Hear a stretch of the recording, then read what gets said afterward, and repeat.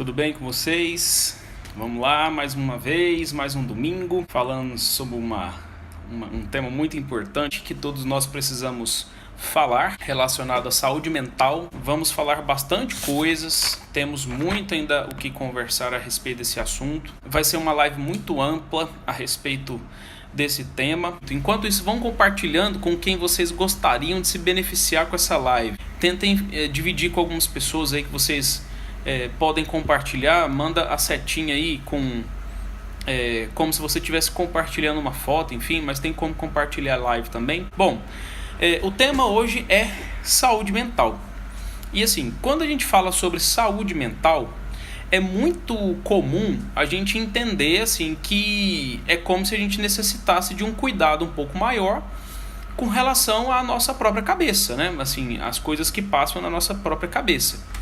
Mas antes de eu falar do conceito de saúde mental, eu gostaria de fazer uma contextualização histórica. Se a gente vai lá para a data de 1800, contextualizando historicamente, a gente consegue perceber que existia um movimento, né, relacionado à internação de certas pessoas. Existe um curso que eu fiz online, lá no Canadá, de uma estudiosa, uma psicóloga social lá do Canadá, e ela falou a respeito dessa contextualização social. Ou seja, antigamente as pessoas que fugiam um pouco daquele modelo de normalidade vigente da época, aquelas pessoas que estavam se desajustando com relação às normas sociais, etc., elas eram tratadas dentro de instituições que eram chamadas de asilos. A pessoa apresentava algum tipo de desequilíbrio qualquer, comportamental, emocional e tudo mais, e eles eram colocados lá para serem tratados.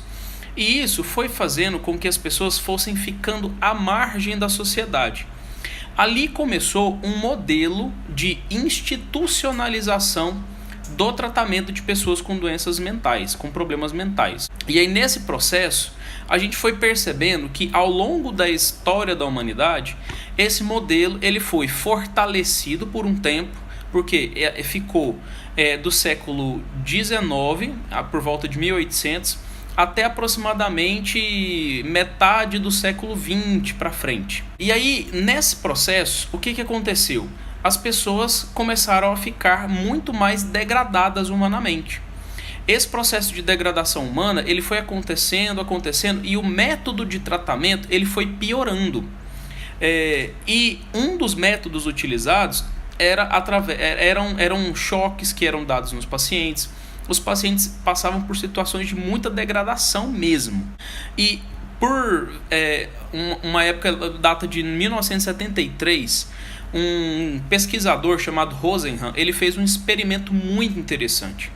Ele foi percebendo que estava acontecendo um excesso de diagnósticos de pessoas e que estavam hospitalizando demais muita gente. E ele fez o quê? Ele infiltrou pessoas dentro de instituições psiquiátricas e colocou lá algumas pessoas que iam fingir que estavam doentes mentalmente. Era um experimento que ele estava fazendo. Eles iam fazer narrativas ali de queixas, que estavam ouvindo voz, como se fosse uma espécie de teatro. E ele ia verificar o que o psiquiatra ia fazer com relação à internação ou não desses indivíduos que eram participantes do experimento. Para surpresa desse pesquisador, ele percebeu que os psiquiatras internavam essas pessoas que estavam fingindo estarem doentes mentalmente. E depois de um tempo dessas pessoas ali sendo medicadas, obviamente que eles não tomavam os medicamentos, né?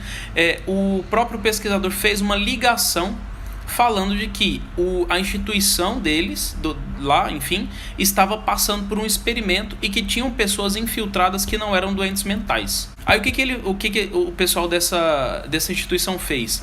Eles foram revisar todos os diagnósticos e descobriram que tinham muitas pessoas ali dentro que não tinham doenças mentais, que não tinham problemas mentais. E esse experimento ficou conhecido no mundo todo. A partir desse momento, começou uma forte movimentação para poder ir contra a institucionalização da psiquiatria. Dois grandes autores surgiram na sociedade. Um deles foi nos Estados Unidos e o outro foi na Itália. Dos Estados Unidos ele chama Thomas Szasz. Quem de vocês tiver curiosidade pode dar uma pesquisada no YouTube e digitar esse nome, e que vocês vão ver que ele é um psiquiatra que ele critica fortemente. E a bandeira que ele defende é a seguinte: ele fala de que a doença mental é um mito. E ele tem vários vídeos explicativos sobre, ele é um dos grandes críticos à própria psiquiatria e ele mesmo é psiquiatra. Lá na Itália, o autor chamado Franco Basaglia, ele começou um movimento de fechamento dos asilos pela degradação do tratamento que era ali feito. Aqui em Goiânia, quem é daqui dessa cidade, a gente sabe que existia o Adalto Botelho, que era muito semelhante ao modelo histórico dos asilos de outros países. O tratamento era muito degradante, usavam de eletrochoque, as condições subhumanas. Esse Adalto Botelho daqui de Goiânia foi fechado. E lá na Itália, esse Franco Basaglia começou esse movimento de querer ir contra essa institucionalização das pessoas que sofriam de doença mental. Então começou um movimento para a reforma antimanicomial e a desinstitucionalização dessas pessoas. E assim começou um modelo de reabilitação diferenciado, baseado no modelo biopsicossocial, ou seja, olhar a parte biológica através da medicação psiquiátrica, né, não institucionalizada, e também olhar o aspecto psicológico e social. E esse modelo biopsicossocial é o modelo que inspira a atuação dos CAPSes aqui no Brasil. Dentro desse processo existiu uma evolução, né, que começou com uma degradação humana, ou seja, isolamento social, estigmas, preconceitos e tudo mais, que isso foi no mundo todo, e que depois foi fazendo uma revolução, uma mudança nesse processo de institucionalização dessas pessoas e mudando o modelo de tratamento. Na atualidade, existem algumas pessoas ainda que têm sofrido de problemas mentais, assim, enfim, emocionais e tudo mais, né? A gente pode se lembrar aí do Whindersson Nunes, que é o comediante, que narrou que está com problemas de depressão, que estava sem vontade de viver. Então, é um problema que, embora exista um histórico desde que o mundo é mundo, ele ainda é muito atual e muito presente. Se vocês também tiverem curiosidade, o Roberto Cabrini, o repórter, ele fez uma reportagem na cidade de Santos, em São Paulo, e que ele visitou uma instituição chamada Casa de Saúde Anchieta. E ele fez uma reportagem muito boa a respeito dessa ilustração do que eu acabei de falar, de como alguns pacientes que têm problemas mentais severos eram tratados nessa instituição, que é muito semelhante ao modelo histórico de muito tempo atrás, da data do século XIX, 1800 e alguma coisa, e que ainda era muito repetido. Esse modelo era muito repetido. Essa casa foi denunciada, enfim, e acabou sendo fechada. Conceituando saúde mental, eu trouxe dois conceitos para vocês.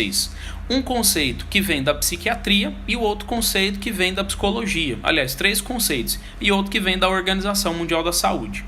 Segundo a Organização Mundial da Saúde, é difícil achar uma definição oficial para a saúde mental. Por quê? Eles falam que é um conceito muito amplo, que varia de cultura para cultura e que isso fica difícil definir claramente. Mas existe um psiquiatra chamado Dr. Lorusso que ele trouxe um esboço, uma tentativa de conceitualização. Ele diz que saúde mental é o equilíbrio emocional entre o seu patrimônio interno, ou seja, a sua vida interior, e também as exigências e vivências externas. Ele trouxe esse conceito que ilustra e que nos esclarece um pouco mais o que é saúde mental. Já a psicologia comportamental, que é mais a linha que eu gosto e tudo mais, eles defendem a seguinte ideia, né? É uma associação existente entre algumas habilidades sociais que você precisa ter, algumas competências comportamentais e sociais que você tem que ter, né, com qualidade de vida. Ou seja, para você estar saudável mentalmente, você tem que ter capacidades humanas, habilidades sociais humanas, para que isso impacte positivamente na qualidade de vida. As pessoas que afirmaram esse conceito foram dois autores, chamado Delprete e Delprete, que é o sobrenome deles. Eles são daqui do Brasil, eles trabalham na Universidade Federal de São Carlos, né? E eles fizeram um texto em 2010 conceituando o que é um pouco de saúde mental, qualidade de vida, etc, né? Então, entendendo tudo isso, fizemos um contexto histórico, falamos um pouco sobre o conceito, bem basicamente mesmo, o conceito de saúde mental.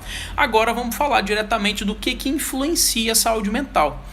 muitos de nós ficam assim, pensando em alguns fatores isolados, e eu vou tentar trazer o máximo possível de informações para a gente poder aqui fazer uma espécie de um diagnóstico. O objetivo dessa live é fazer com que a gente consiga entender e até saber se autodiagnosticar, entre aspas, tá? E também identificar algumas pessoas que têm algum problema emocional mais grave, mais severo ou até mesmo no nível leve, né? E para que a gente também aprenda, igual a Verônica está comentando, a não ter tanto preconceito com relação às pessoas que têm algum problema emocional um pouco mais grave, que a gente saiba acolher e tudo mais, né? Então vamos lá, vamos entender o que influencia a nossa saúde mental. O que eu vou falar agora foi tirado de uma revista, e essa revista ela fez uma pesquisa bem interessante, uma revista de boa circulação, não vou fazer propaganda da revista aqui.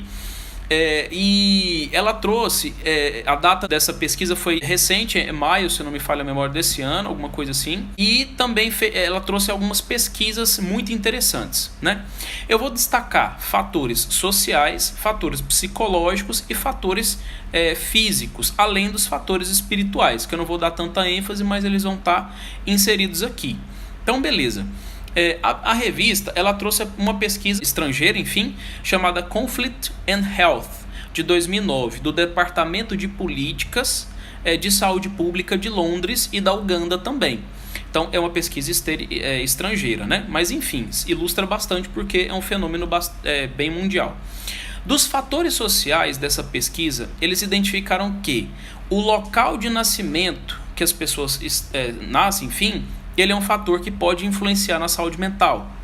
Outra coisa, o desenvolvimento desse indivíduo, as fases do desenvolvimento, como que esse indivíduo vive essas fases do desenvolvimento, é outro fator que influencia na saúde mental.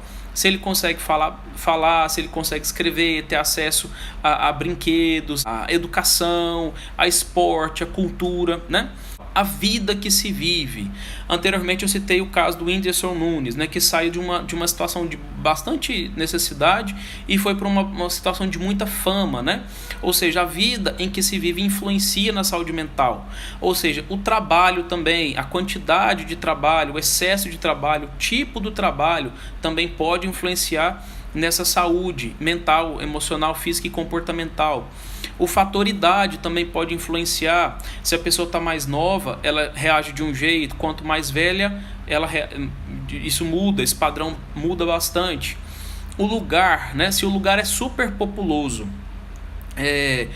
isso também impacta a saúde mental do indivíduo, porque existe uma perca da sensação da liberdade, né? Enfim, se você vive num ambiente muito fechado, num ambiente muito pequeno, você não tem muita capacidade de exploração.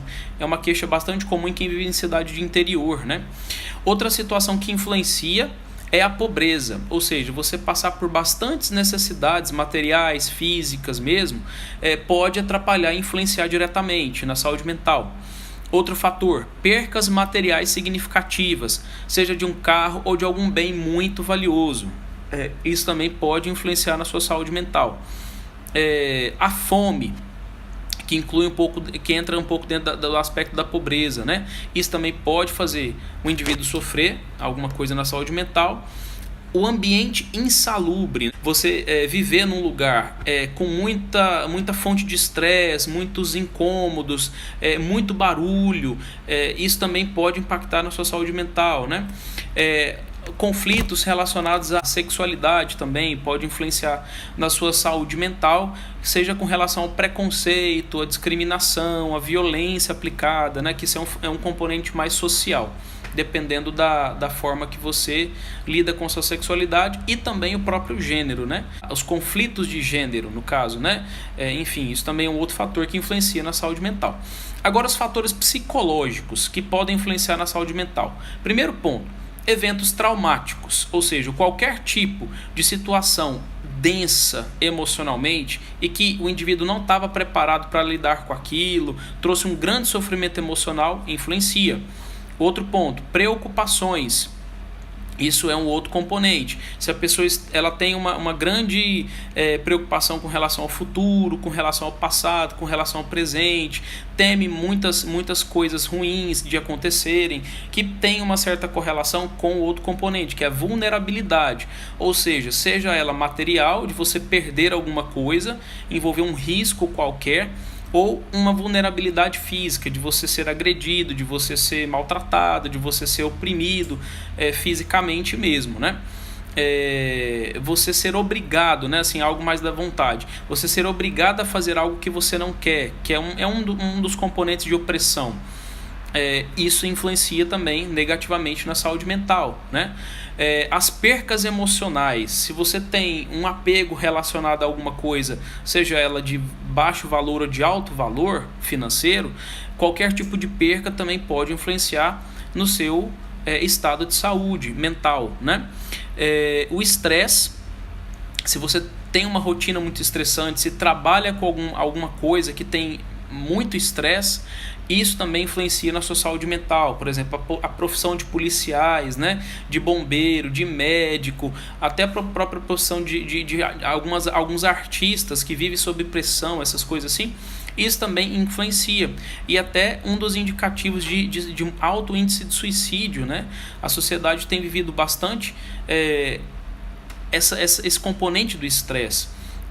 E eu estava lendo umas matérias relacionadas a isso, né?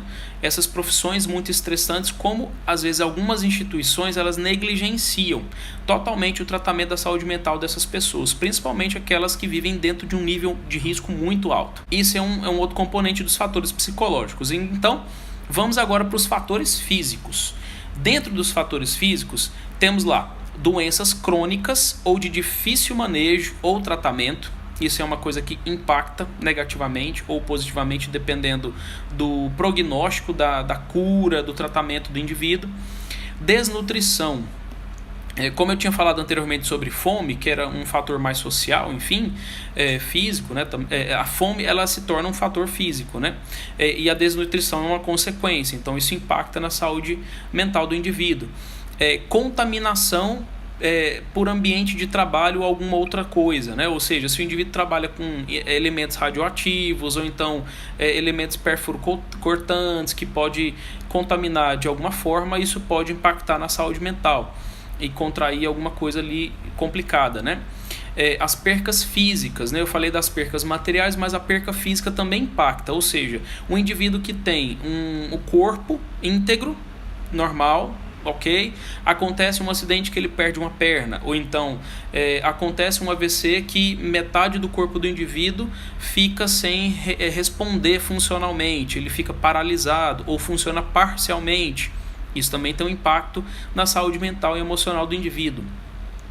O abuso de substâncias lícitas e ou ilícitas, isso também impacta na saúde mental do indivíduo, porque como eu estou falando de abuso e não de uso regular ou recreativo, né, como alguns costumam nominar, esse abuso pode impactar negativamente a saúde mental do indivíduo. Esse é o componente físico. Agora, dos componentes espirituais, dos fatores espirituais, a única coisa que eu vou citar que é bem mais ampla e engloba bastante coisa é a religião. Dentro da religião está o componente do fanatismo. A prática religiosa com prudência, moderação, equilíbrio, beleza, tá tudo certo. Quando entra dentro do fanatismo já não se torna uma coisa saudável. A exemplo das religiões muçulmanas, aquelas bem intolerantes mesmo, né? E algumas outras denominações também que se tornam um pouco fanáticas e, enfim, acabam cegando o indivíduo, né? Tá. Desses fatores aí, eu citei sociais, psicológicos, físicos e espirituais. Por quê? Como eu falei anteriormente, que na atualidade, para se tratar, para se olhar o indivíduo com integridade, de uma forma holística, eu tenho que considerar elementos biológicos, psicológicos e sociais e espirituais, que vivemos dentro agora atualmente de um modelo de tratamento biopsico-sócio-espiritual. Então, dentro de todos esses contextos, eu preciso ir identificando quais são os elementos que estão impactando toda a minha vida, seja ela de forma positiva ou ela de forma negativa. E como eu estou falando de aspectos de saúde mental, eu vou tentar dar um foco um pouco mais para aquilo que está impactando negativamente, porque se está positivo é sinal que está tudo certo. Então a gente não precisa discutir muita coisa sobre, é só manter e potencializar o que está bom. Agora, o que não está bom, eu preciso dar uma mexida nisso aí para a gente poder melhorar. Certo? Desses componentes que eu citei relacionando ao que é padrão, aos eixos comuns, que eles são clássicos dentro da sociedade. Ou seja, provavelmente desde que o mundo é mundo, vamos colocar assim, esses fatores eles têm influenciado na vida dos indivíduos. E na atualidade existe um outro componente que ele é um pouco mais contemporâneo, que data da época do século XX para cá, da data de sei lá, 2000 e alguma coisa, ou 1900 e alguma coisa para cá, né? Do século XX para cá. Que foi o quê? O advento da tecnologia, né? A gente não pode ignorar, eu tenho falado bastante sobre tecnologia na atualidade, mas eu quero dar um foco para a gente poder perceber os efeitos.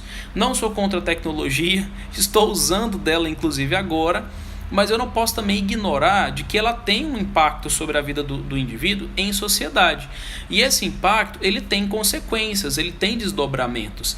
E esses desdobramentos, eles têm retroagido sobre o próprio indivíduo. E a gente precisa olhar para isso, para a gente poder saber o que fazer, né? Como a gente está diagnosticando, então vamos levantar os pontos aqui. Se a gente observa, o primeiro advento novo de tecnologia foi a época do rádio, que era na época dos nossos bisavós, dos nossos avós, aproximadamente uns 60, 70, 80 anos atrás. De lá para cá, a tecnologia foi avançando cada vez mais. Então, quando o rádio foi inventado e que começaram os programas de rádio e tudo mais, o indivíduo já mudou o padrão de comportar-se. O que aconteceu?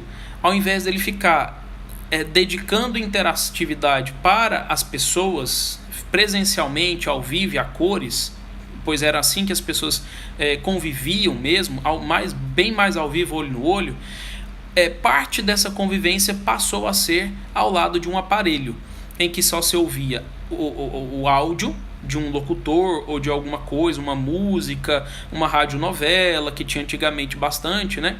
E que isso foi fazendo o indivíduo mudar um padrão de interatividade. Ele começou a se tornar mais imaginativo, porque ele não via a pessoa reagindo, ele ficava imaginando como era aquela forma do indivíduo estar falando, as histórias que eram contadas, enfim. Isso já começou a mudar um padrão cerebral na vida de todas as pessoas que tinham contato com esse tipo de tecnologia. Depois do rádio, isso ao longo dos anos foi acontecendo repetidas vezes, veio a televisão. A televisão também influenciou, ou seja, as pessoas pararam de interagir um pouco mais para passar horas sentada na frente de uma tela, sendo emocionadas passivamente. E aí os indivíduos começaram a desenvolver um outro padrão de comportamento. Ou seja, antigamente o estímulo era mais auditivo e isso exercitava mais a imaginação. Atualmente, depois do advento da televisão, seja ela preto e branco, para cá, enfim, antigamente não tinham tantos programas assim de TV, o estímulo passou a ser, além do auditivo, mas também visual. Ou seja, já vinha alguma coisa pronta que as pessoas apenas ali assistiam e esperavam para ver o que ia acontecer. E isso era a forma com a qual os indivíduos começavam a interagir com as tecnologias.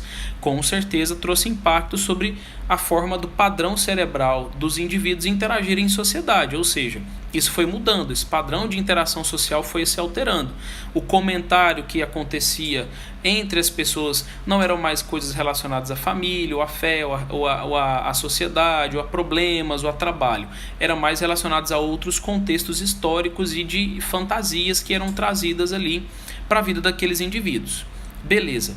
Passa-se mais um tempo, veio o computador, né? Que antigamente eram máquinas muito grandes, né? Que tinham grandes caixas, e, enfim, ocupava uma sala enorme. E a tecnologia foi avançando, esse computador foi ficando mais compacto ao ponto de surgir o computador doméstico, antes até mesmo dos notebooks e laptops. E com o advento do computador, os indivíduos também começaram a perceber um novo padrão, foi criado um novo padrão. Antigamente, nos primeiros modelos de computador, a gente ficava um pouco mais restrito às opções de interatividade com a tecnologia. E isso também foi fazendo com que o indivíduo foi mudando, né? Eu estou fazendo uma evolução histórica, tá, pessoal? Daqui um pouco vocês vão entender o porquê que eu estou contextualizando dessa forma, um pouco mais de tecnologias, enfim. Porque existe um estudo atual para a gente poder chegar no hoje, né, no contemporâneo. Então, estou fazendo um resgate histórico. Beleza, então teve lá o computador que também impactou. Depois, quando veio a invenção dos chats, né, dos sites de bate-papo e tudo mais, enfim, eu não sei se foi nessa época ou posterior a essas invenções aí de tecnologias mais modernas, de Orkut, enfim, em redes sociais mais simples, né, que também apareceu o celular, né? Ou seja, desde quando foi inventado o celular, que o primeiro modelo lançado foi há 36 anos atrás, que era o modelo da Motorola, né? Que é aquele tijorola, né? Enfim, a revolução do celular impactou a forma com qual nos relacionamos e nos socializamos, porque antigamente as pessoas se comunicavam com o fio preso na tomada. Depois disso, a comunicação ficou mais imediata. Onde quer que eu estivesse, eu conseguiria me comunicar com as pessoas. Esse tipo de comunicação fez o quê? Deu uma potencializada.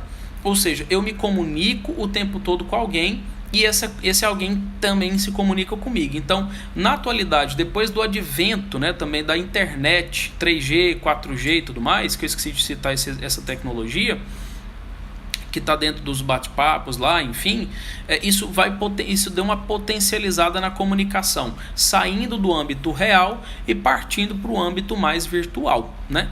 Então, dentro da virtualização das coisas é que eu quero chegar aqui. Isso tem uma forte correlação com a saúde emocional, e como eu estou fazendo apenas um diagnóstico para a gente poder refletir e pensar. Hoje em dia, os aplicativos de interatividade, né, têm um problema.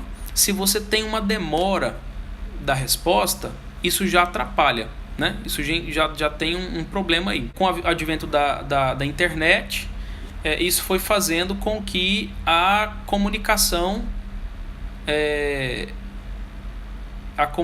ficasse um pouco mais potencializada, né? E essa potencialização, ela atrapalhou um pouco a nossa interação social. A interação social, ela começou a ficar um pouco mais dentro da necessidade, da urgência, da resposta do outro, dentro daquilo que o outro comunica comigo virtualmente, né? Então vamos lá, falar de redes sociais em si. Existe um incômodo presente. Se a pessoa demora na resposta, o outro já fica incomodado, né?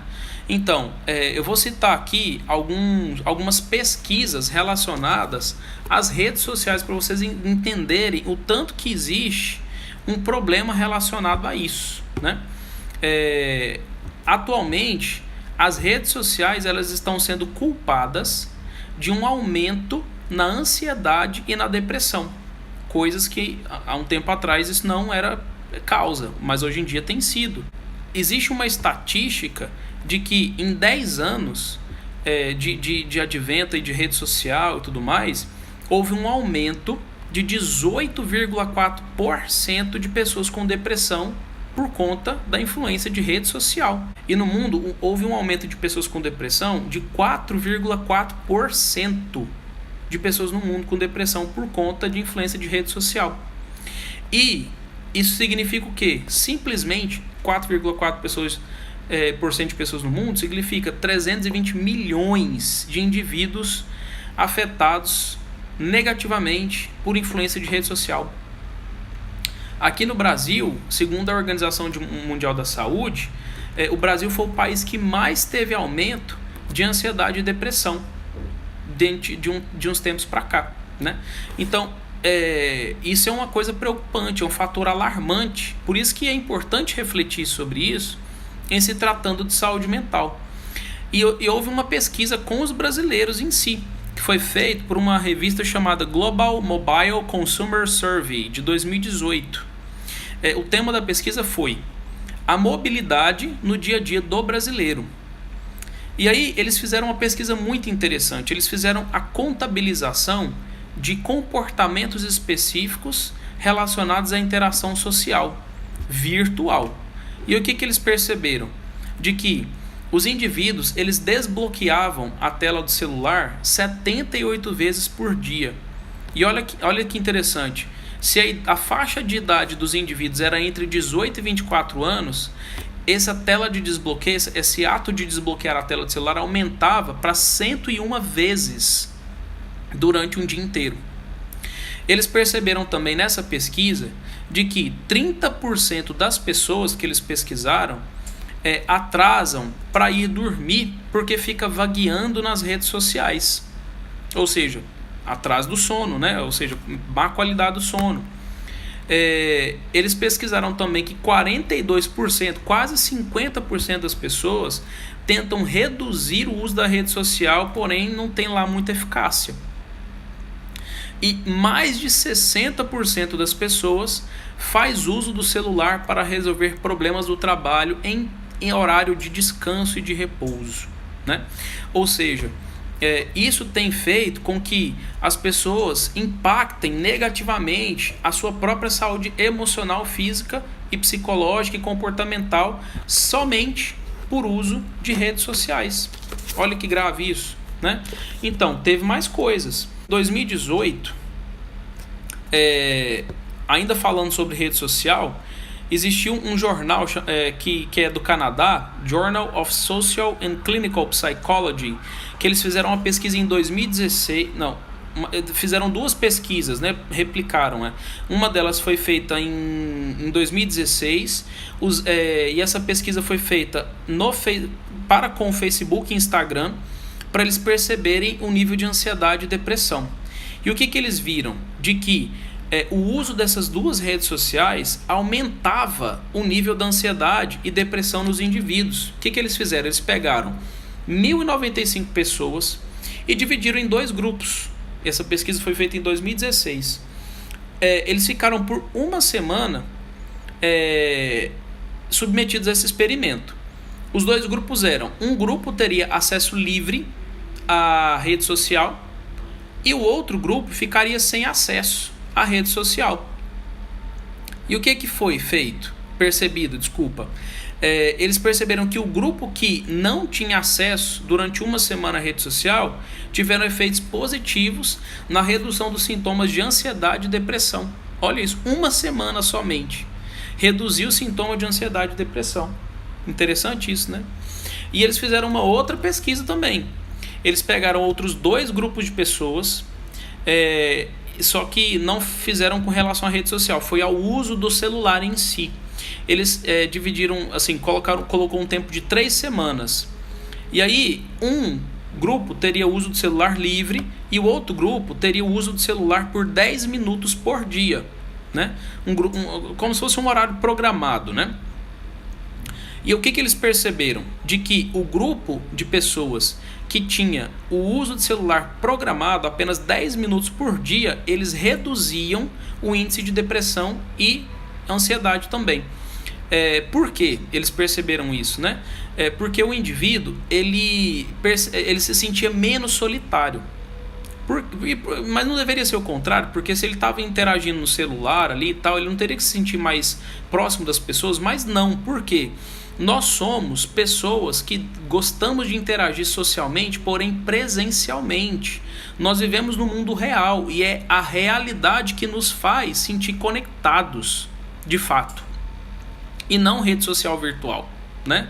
Então, por isso que a sensação de solidão para quem usa muito rede social é muito alta, o índice de depressão, de tristeza e ansiedade. E eles perceberam isso. E olha que interessante, o nível está tão grave nisso que eu estava lendo uma matéria hoje, se eu não me engano ela foi publicada hoje ou há 2 dias atrás, não me lembro bem, que eles estão fazendo um teste no Canadá com relação ao Instagram. Não tem previsão de data ainda para esse teste ser feito aqui no Brasil. É notícia quentíssima, né? E o chefe do Instagram, o nome dele é Adam Mosseri. Ele falou que ele está querendo testar o quê? Não mostrar para as pessoas que acessam o perfil de alguém o número de curtidas que as fotos têm. Só vai mostrar o número de curtidas para quem é o dono da própria rede social. Mas quem for visitante na rede social, O outro não vai ver o número de curtidas. O que eles estão tentando estimular? Reduzir o nível de competição. Aqui no Brasil, algumas pessoas emitiram opiniões, principalmente esses digitais influencers, que têm bastante seguidores e tal, falando que isso poderia alterar um pouco a qualidade sei lá, das postagens, ou sei lá, alguma coisa nesse sentido. Então, o que isso ilustra, né? Onde é que eu quero chegar? Que existe um imediatismo hoje em dia nas respostas em rede social. Olha o efeito psicológico que causa nas pessoas. Para quem acha que não tem nada a ver tecnologia e televisão e celular e internet e computador, que não causa nenhum tipo de efeito, causa sim. Além de todos os outros fatores que eu citei anteriormente, que são fatores da vida, tem essa novidade contemporânea, que é para isso que a gente tem que olhar, porque é onde nós estamos assim, o tempo inteiro interativos, né? E o que acontece? Pelo imediatismo das respostas em rede social, existe o que a gente chama de não reciprocidade, ou seja, se eu mando uma mensagem para alguém e esse alguém não me responde com o mesmo imediatismo que eu costumo responder, eu tenho uma sensação de abandono. Eu também posso ter uma sensação de desconfiança ou até mesmo de traição. Olha que coisa isso, né?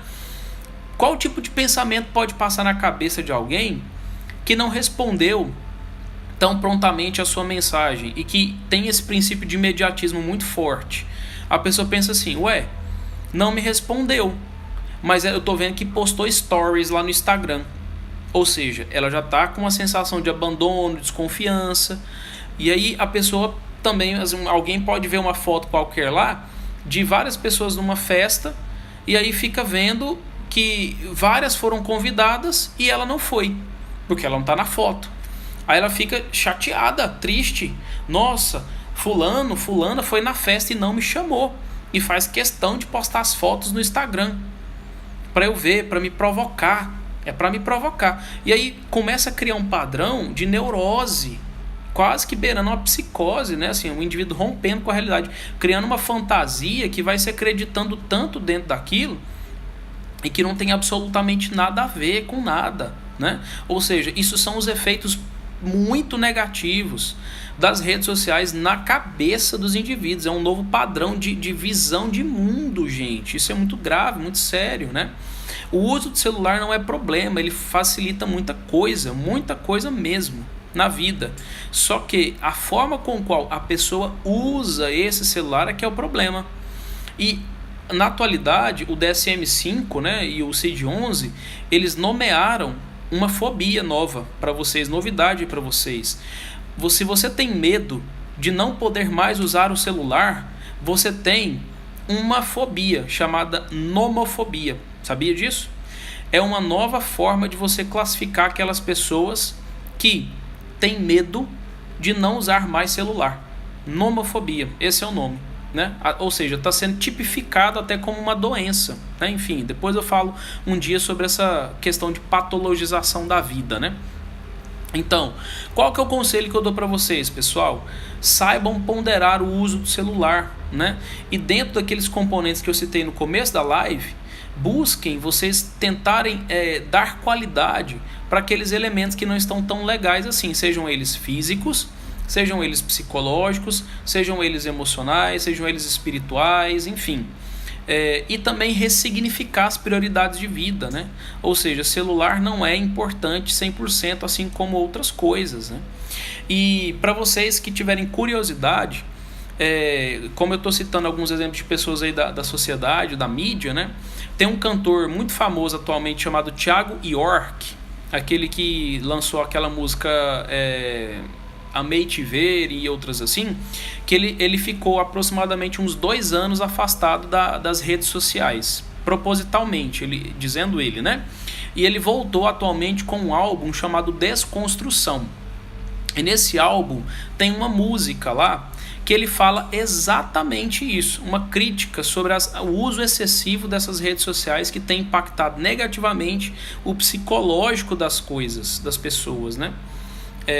E esse uso excessivo das redes sociais inspirou ele uma canção, né? E ele fez uma canção lá, chamada Desconstrução. Depois dá uma digitada lá no Google, no YouTube, alguma coisa assim, a letra da canção é muito bacana mesmo, mesmo. Qual que é o efeito psicológico real mesmo, assim, que acontece? Quando as redes sociais a gente está usando ela, a gente consegue se estimular visualmente, a gente se estimula auditivamente, e essa estimulação ela pode fazer com que a gente se emocione. Só que, dependendo da maneira com qual a gente se emocionou nessa interação com as fotos e tudo mais, a gente pode desenvolver um padrão de fuga.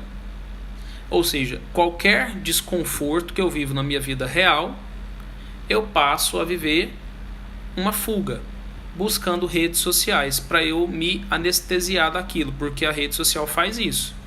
Ela desconecta você de uma realidade para ficar criando uma outra, de você ficar interagindo com futilidades, assim. São informações que não vão te ajudar em nada, a não ser aquelas que você se programa para estudar mesmo, né? Tem muito perfil de rede social que ele é muito bom, tem conteúdo muito interessante que ajuda a gente a pensar, fazer algumas coisas nesse sentido. Quando a gente está lá interagindo com as redes sociais, a gente se sente bem. Tem um sentimento presente ali de a gente gostar de ver uma foto bonita, de ver uma foto diferente, com efeito, vídeos engraçados, lugares espetaculares de tão bonitos que são, acontecimentos da vida dos outros, que a gente vai se atualizando assim, né, se informando assim. Tudo isso tem um efeito emocional sobre nós. Porém, se isso está te gerando tristeza, está te gerando pessimismo, é bom dar uma desintoxicada disso, né? Se livrar um pouco disso para você tentar ampliar mais os seus significados de vida, a sua interatividade com pessoas na vida real, né? E tem isso também, que a Carolina colocou aí agora. A maioria das coisas de rede social é ilusão. Eu não digo tudo, porque tem muita coisa que realmente tem a ver com a pessoa mesmo, né? Não é ilusão. Às vezes a pessoa tem um estilo de vida que favorece ela publicar tudo que ela posta na rede, né? Às vezes é uma coisa real. Mas algumas outras pessoas postam de uma forma mascarada. Às vezes a pessoa tá sofrendo muito, enfim, e está publicando coisas positivas ali, sorrisos e lugares que está visitando, enfim, sabe? Enfim, isso cabe muita avaliação, né? Cabe muita prudência da gente observar bem. E até mesmo quem tem vida boa mesmo, né? Por exemplo, eu vou citar de novo o exemplo do Whindersson Nunes, né? Uma pessoa que atingiu um destaque muito forte, muito significativo, uma pessoa, um grande profissional, muito bom no que faz. Já chorei de rir vendo os vídeos dele, postando muita coisa lá que ele posta sempre. E ele fez um desabafo, né, de que a vida dele havia perdido o sentido há um tempo já. Então são coisas mais profundas que ele precisa olhar para isso, além da sobrecarga de trabalho. Lucas Luco foi outro, né, que teve uns quadros de burnout, de síndrome do pânico, né? Enfim, Padre Fábio de Mello também, né, teve um quadro aí de sobrecarga, de estresse muito forte, muito grande, síndrome do pânico também. Padre Marcelo Rossi teve depressão, né? Então esses exemplos aí são de pessoas que têm uma vida diferente, uma vida bastante real dentro daquilo que eles postam e divulgam, mas que também tem um componente do sofrimento pessoal ali do indivíduo, que ninguém divulga isso, né? Ninguém mostra. Então rede social tem muito dessas caras aí de ficar mascarando as coisas, né? E por isso que a gente precisa incentivar a pessoa a dar uma desintoxicada disso, porque às vezes não faz tão bem assim, ficar se iludindo com essas coisas, né? Eu quero agradecer a vocês pela presença, obrigadaço mesmo pela presença de vocês. Eu sempre acho muito bom essa interatividade, que a gente vai esclarecendo alguns pontos, mesmo que seja virtual, tá bom? E que espero que vocês tenham gostado, tá bom? Pessoal, um abraço e até mais.